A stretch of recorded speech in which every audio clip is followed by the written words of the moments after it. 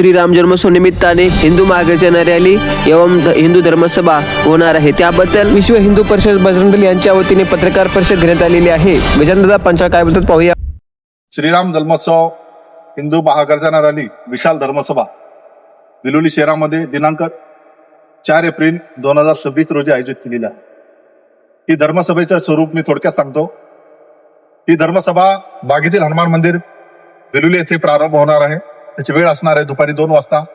या शोभायात्रेमध्ये हनुमंतरायाची मूर्ती, प्रभू श्रीरामाची मूर्ती, छत्रपती शिवाजी महाराजांचा देखावा व अन्य सर्व देखावे या शोभायात्रेमध्ये असणार आहेत।